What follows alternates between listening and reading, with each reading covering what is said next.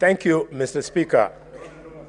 Mr. Speaker, taking over from where the Senator of Kisii has left, I want to remind colleagues that this is our baby.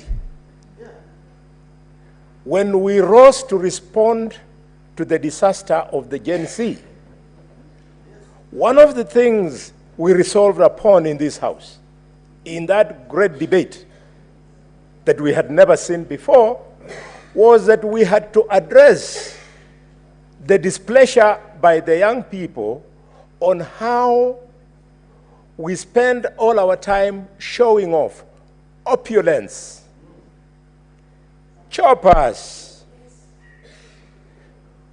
vehicles that cost over 51 million shillings. And the youth, because they are better educated than what our generation was at their time, they are able to relate your income to what you contribute in Harambee. So we said, let us regulate this. The intention of this bill, and I want to urge colleagues, let us read it. The intention is not to abolish Harambees. The intention is to sanitize. The intention is to make it decent. The intention is to make sure that we don't hide in Harambees to practice corruption. How can you accept the fact that you are taking your ill-gotten money to a funeral of a mass accident like the one we had in Ekolomani at Ego River, Lukose? You take those millions, and yet the reasons why the accident took place is the bad state of the roads. If you had a dual carriage from Nairobi to Kakamega to Busia and Uganda, the accidents that take place on these roads would be cut by over 80%. So, Senator Mungatana, thank you very much for your passion. But the point is, don't give us money which you have stolen, which would have fixed the roads, and those bad roads have caused us to die. Don't bring us that money. Allow the police to come after you so that you can be brought to order. What is your point of order, Senator Mungatana? Did you...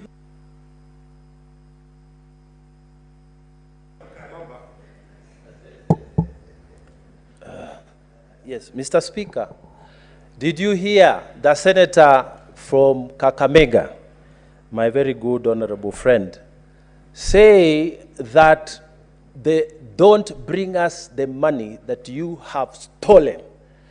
Mr. Speaker, is it a presumption that every person who actually, out of his good heart, or out of the problem that is there, and I'm speaking from about my county, Mr. Speaker, I don't know, Kakamega, maybe they are rich, Mr. Speaker.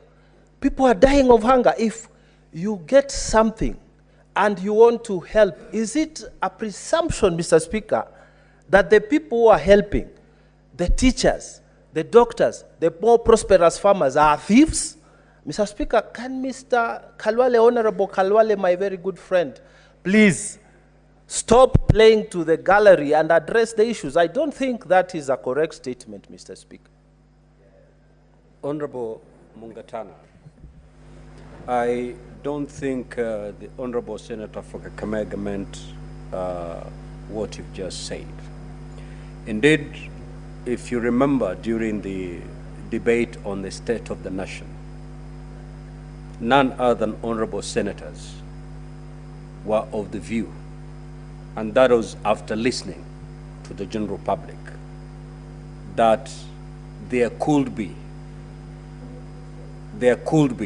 dirty money that gets its way into the Harambees. And therefore, it's important to bring transparency in the Harambees. It's decent to bring some accountability in the way we do these Harambees. And out of that concern that the House had, and in fact, this House went to resolve certain actions to be taken. One of them is basically to legislate and bring sanity in the Harambee space.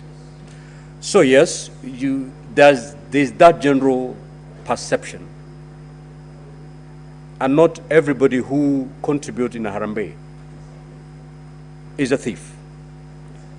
But as you know, if I might use a Kiswahili saying, samaki moja kioza, bahari mzima imeoza.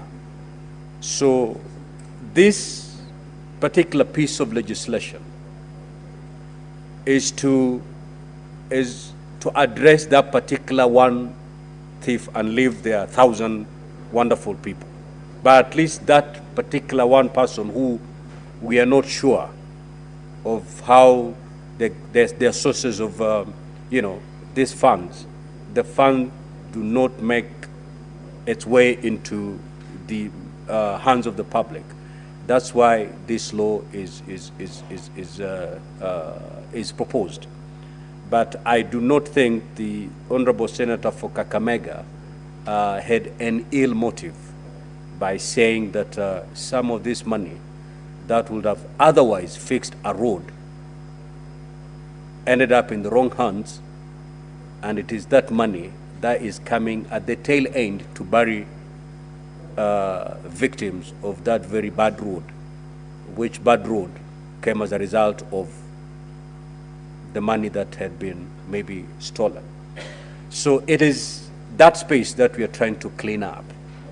There are good people who will bring their hard-earned money, and there are those questionable amounts that still find the way. So to clean up, to make sure that we have good money in this Harambee ecosystem, the proposed law is just to sanitize that space.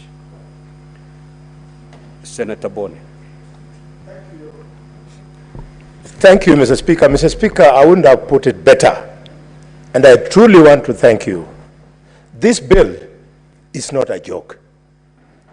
Mr. Speaker, there is still money meant for drugs in hospital, and thanks to that shortage, patients die and they come to bury us. Mr. Speaker, there is still money meant to fix our roads.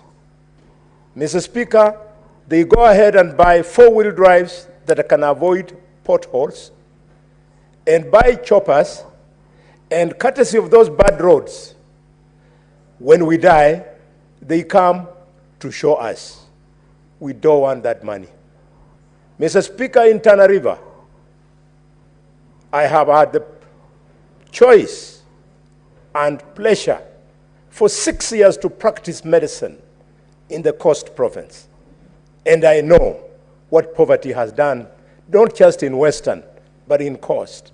So, Mr. Speaker, there is still money meant to improve the productivity of the lands in Coast so that they allow the people of Tana River to come to them through Harambees begging for food. Mr. Speaker, through this law, we don't want that kind of money. And Mr. Speaker, this law has been very well thought through. When you read through, Mr. Speaker,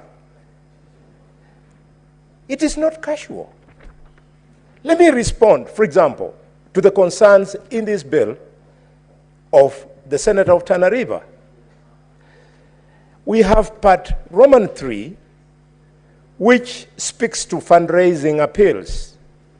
And they say, Mr. Speaker, in Clause 8, that the provision of this part shall not apply to a private fundraising appeal where the solicitation is made from members of for beneficiaries of the nuclear family or relatives and does not extend to members of the public. Clearly, this bill is going to allow us to sit as a family in Marinya, a family in Idaho, and do our fundraising. What they are against is public fundraising. And the law has gone further, Mr. Speaker, in Clause 9, has created distinction between public and private fundraising. It is the public fundraising that we want to control. I therefore, Mr. Speaker, wish to appeal to colleagues. Let's go through this proposal with a tooth comb so that we can refine it for it to be better. Are you saying this thing is a joke?